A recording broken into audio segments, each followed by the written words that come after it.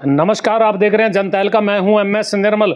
लोकसभा चुनाव इस समय पूरे यौवन पर पहुंच चुके हैं और लोकसभा चुनाव ज्यों-ज्यों अपने यौवन पर हैं त्यों-त्यों लोग इस समय चुनाव को लेकर चर्चा कर रहे हैं। राजनीतिक दल वोट मांग रहे हैं और जो सामाजिक संगठन के नेता हैं, पदाधिकारी हैं, ओहदेदार हैं, सदस्य हैं, वो लोगों के बीच जा कर के, नेताओं के बीच जा कर के अपनी बिरादरियों का समर्थन कर रहे हैं। आखिर इस तरह के जो समर्थन किए जा रहे हैं, क्या सारी बिरादरियां उनके साथ इस समर्थन से चली जाती हैं? आखिर ये एक नई परंपरा चल रही है जिनको समाज के हितों के लिए, बिरादरी के हितों के लिए, बिरादरी की एकजुटता के लिए, बिरादरी में सुधार के लिए जो संगठन बनाए जाते हैं, आखिर उन संगठनों के ओहदेदार, उन संगठनों के पदाधिकारी राजनीतिक चंगुल में फंस रहे हैं क्या? बहुत सारे सवाल हैं। इस समय हमारे साथ जो ब्राह्मण धर्मशाला हैं, ब्राह्मण समाज है, उसके कई संगठनों के पदाधिकारी वो रह चुके हैं। राजकुमार शर्मा जी जो पेशे से वकील हैं। राजकुमार शर्मा जी, जनता पर स्वागत है। क्या कहना चाहेंगे जिस तरह का माहौल चल रहा है? राजनीतिक दलों के जो नेता हैं वो संगठनों पर जा रहे हैं, विभिन्न जो सामाजिक संगठन हैं उनके पदाधिकारियों के पास जा रहे हैं और समर्थन मांग रहे हैं, क्या कहना चाहेंगे? सबसे पहले तो मैं जनता तहलका का विशेष धन्यवाद करना चाहता हूँ इस बात के लिए, विशेष तौर पर कि जनता तहलका समाज में हो रही समसामयिक जो बातें हैं उनको बहुत ही विशेषण के साथ, कुशलता के साथ, सरलता के साथ लोगों तक पहुँचाने में, अपने विचार पहुँचाने में बहुत ही सहायक सिद्ध हो रहा है। मैं इसके सभी दर्शकों को नमस्कार करता हूँ। जी, ये जो राजनीतिक दलों के लोग हैं, राजनीतिक दलों के नेता हैं, अब चुनाव आ रहा है तो वो सामाजिक संगठनों के जो पदाधिकारी उनके पास जा रहे हैं। आखिर ये जो समर्थन देने की घोषणाएं हो रही हैं, इससे समाज पर कोई बुरा असर पड़ रहा है क्या? किस रूप में देखते हैं आप इसको? ये एक सरल भाषा में अगर मैं इसको कहूँ, ये कहीं ना कहीं लेन देन है और ये लेन देन जो है वो सिर्फ और सिर्फ संस्था का जो पदाधिकारी होता है, बहुत सारे मामलों में संस्था के जो अध्यक्ष होते हैं, मैंने देखा है अपने समाज में कि वो कहीं ना कहीं तथाकथित रूप में जो समाज के भलाई भलाई के लिए चुने गए थे। दो प्रकार के संगठन होते हैं, एक सामाजिक संस्थाएं होती हैं, कोई राजनीतिक संस्था होती है। जो राजनीतिक संस्थाएं होती हैं उनके लोग तो राजनीति की बात करते हैं, ये तो बात समझ में आती है, परंतु जो समाज की कुरीतियां दूर करने के लिए बनते हैं, जिनके साथ सामाजिक शब्द लगा हुआ है, वे भी राजनीति में सबसे पहले बिना समाज की सलाह लिए और उस संस्था के कार्ड का इस्तेमाल करके केवल समाज का सौदा करना, ये दुर्भाग्यपूर्ण है। और इस एक व्यक्ति द्वारा किए गए सौदे में कहीं भी जन भावनाएं शामिल नहीं होती हैं और लोग अपने आप को ठगा महसूस करते हैं, क्योंकि ये सौदाबाजी कहाँ आप ले जा रहे हैं इसको? कौन सी सौदाबाजी हो गई? सौदाबाजी निजी स्वार्थों के लिए राजनीतिक लोगों का प्रयोग करना, उनको ये जताना कि मेरा समाज 100% आपको वोट देगा, मैं ठेकेदार हूं, ठेकेदारी प्रथा, यानी वो सारे समाज का जिम्मेदारी ले लेना, सारे समाज का ठेका लेना, जो बहुत ही गलत और दुर्भाग्यपूर्ण है।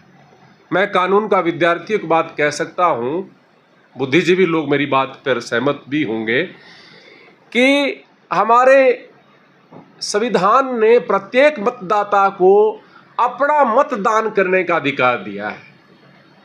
एक पति भी अपनी पत्नी के मत का प्रयोग उस अधिकार नहीं है उसको करने का।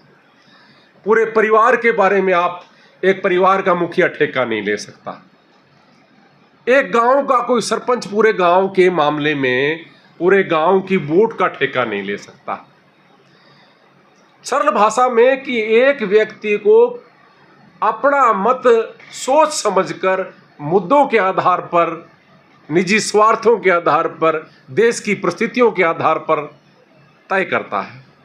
लेकिन अभी चुनाव में उम्मीदवार आए नहीं और ना उम्मीदवारों ने अपनी बात रखी किन मुद्दों पर वो वोट मांगना चाहते हैं, किस दिशा में इस देश को ले जाना चाहते हैं, जिन पर चिंतन और मनन के बाद कहीं भी कोई मतदाता अपना मत का फैसला करता है।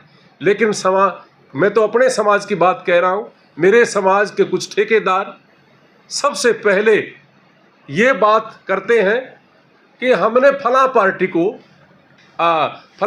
को अपना समर्थन दे दिया, जब पूरे समाज के लोग अपने आप को ठगा हुआ महसूस करते हैं। अच्छा, दूसरा मैं एक चीज़ आपने कहना चाहूँगा, पूछना भी चाह रहा हूँ।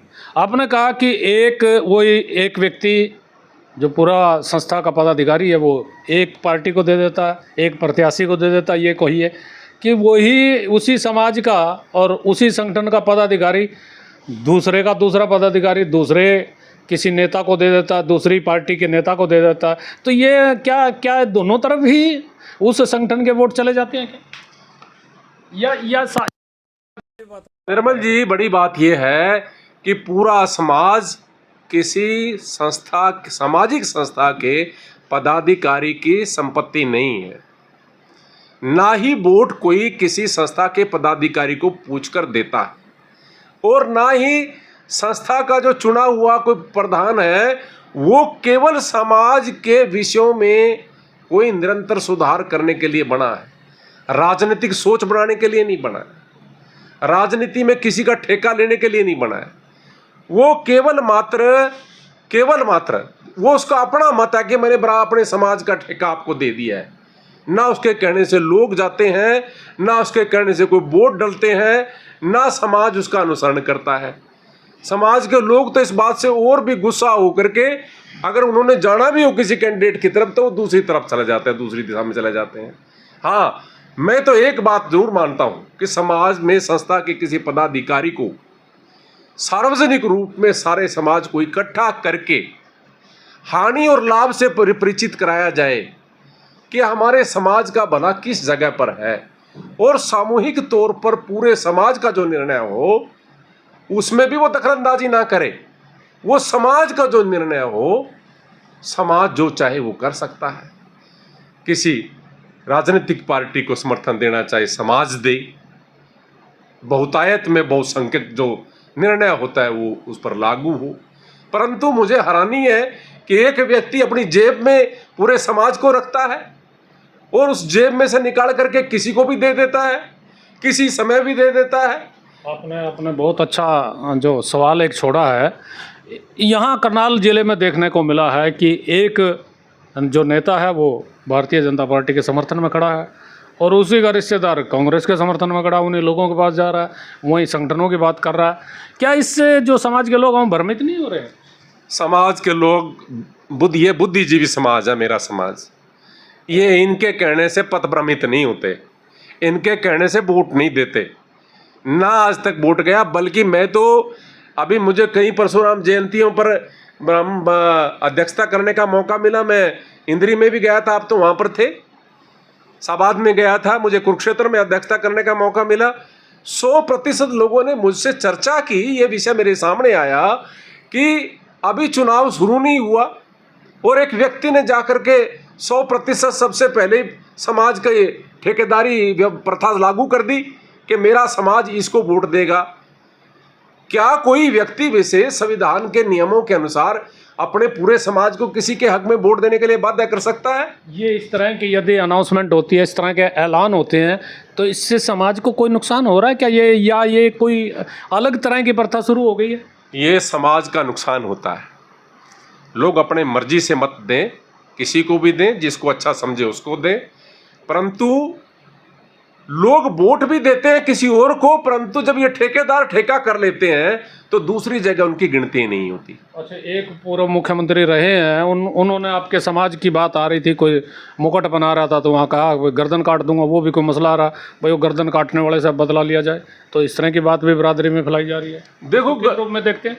देखो, मैं व्यक्तिगत तौर पर इस घटना को एक रूप में ये देखता हूँ कि गर्दन तो किसी भी व्यक्ति की काटी नहीं जानी चाहिए, और वो चाहे मुख्यमंत्री हो चाहे प्रधानमंत्री।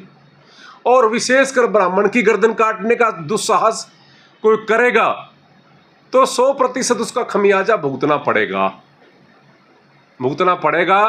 और अतीत में धर्म की भाषा जानने वाले लोग, धर्म की ओट में अपनी आजीविका चलाने वाले लोग, यदि धर्म के रक्षक शास्त्रों की बात को मानते हों, भगवान राम ने स्वयं एक बात कही है कि मुझे उन लोगों से प्यार है जिनको ब्राह्मणों के चरणों में प्यार है। तो एक तरफ तो हमारी रामायण में ये छुपाई है, भगवान राम ने स्वयं कहा है, जो हमारे इष्ट देव भी हैं, हमारे आराध्य देव भी है, सब कुछ है, और आप उनकी गर्दन काटने की बात मुझसे पूछ रहे हो। तो कोई भी व्यक्ति अगर ब्राह्मण की गर्दन काटने की कोशिश करेगा, निश्चित तौर पर इनका साप ले मरेगा। ये अब इस चुनाव में कोई श्राप लग रहा है क्या ब्राह्मणों को? उसको खाली एक व्यक्ति की बात ना करो आप।